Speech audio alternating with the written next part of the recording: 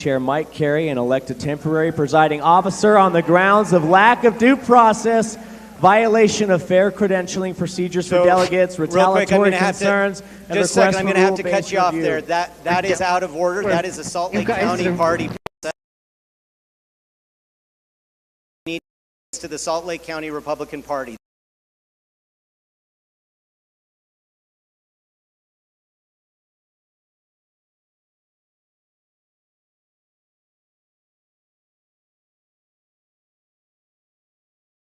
On that matter.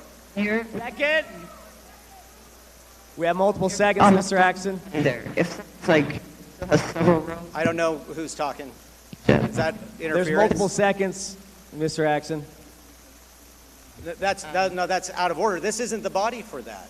You're asking for an issue that is in Salt Lake County. You can take this to Salt Lake County. To Robert's rules, it is. There's seconds. You need to look to the Utah Republican Party platform, Constitution and bylaws. And in the Constitution and bylaws of the Utah Republican Party, we do not have the authority to come in and micromanage the individual respective parties. If you have an issue with Salt Lake County, you can address it. It is your opportunity as chairman of our party to intervene on behalf of these delegates that were ousted. We're back to the credentials report. Are there any other questions, debate, or amendments that anybody would like to bring to? I have a right to speak. Going to recognize you up here. We did not get a right to speak at county, sir. What? We did not get a right to speak at county. Well, this is out of order here, and I have to respect for almost 3,500 delegates' time, and so we're going to do that. We need accountability. Yeah, name and county. We need accountability, sir. Okay, Mike in the back right. Brad, is this okay? There we go. Brad Barrows, Weber County. I call the question on this motion. Okay, so the question has been called. That's not debatable. It's a vote to end debate. So calling the question, I'll give you guys some. And by the way, again, Jessica Christopher is the parliamentarian. She makes sure I do my job right.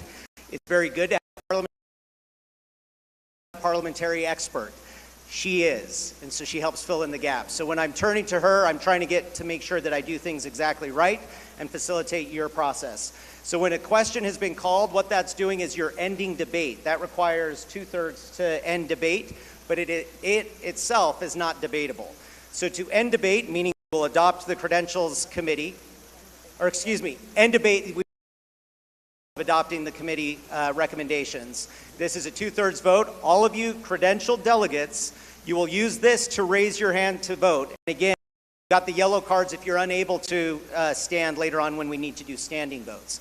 But all those credentials.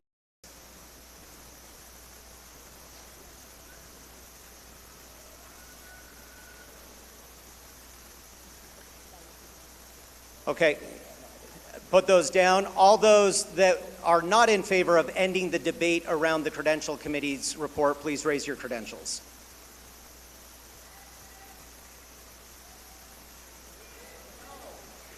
Okay, you have spoken. This clearly passed, and so debate is now ended. We will now go to the vote of adopting the Credentials Committee report. This is now a majority vote. All those in favor of adopting the Credentials Committee report, please raise your credentials.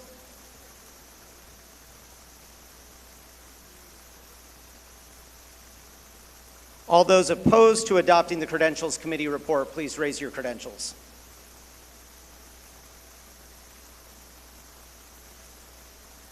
Okay, clearly that was a majority, so the Credentials Committee is now adopted. We will announce when we are closing credentials as we get close to the congressional races. We will close credentialing before we open balloting, close credentialing before opening for balloting. We can then open credentialing again after balloting, should the body decide to do that, but we will announce that later on. Moving forward, we are now to the adoption of the proposed rules. And for this, we have the Rules Committee Chair, and I will recognize Gina Worthen to present the Rules Committee report. Thank you, Mr. Chair. The Rules Committee members who are responsible for writing the rules are myself, Jamie Munns from Box Elder County, and Peter Greathouse from Millard County. The rules are compiled from the state party constitution, the bylaws, rules from previous conventions, and the venue rules too, I forgot that, and any necessary clarifications to meet the party's needs.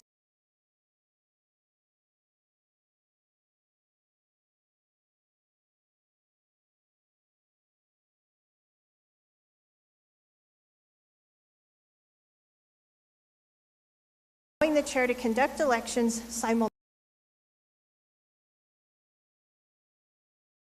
while we're counting ballots from another election. We also put in writing the long-standing practice that candidates cannot be poll watchers. We've always done that, but we never wrote it down, so we got it in writing. And also that no campaign shirts, hats, or other materials are allowed, and other election materials are allowed in the counting room. With that, Mr. Chair, I move.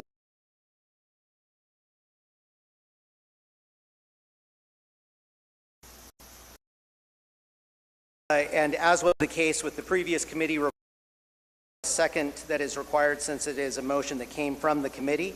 Is there any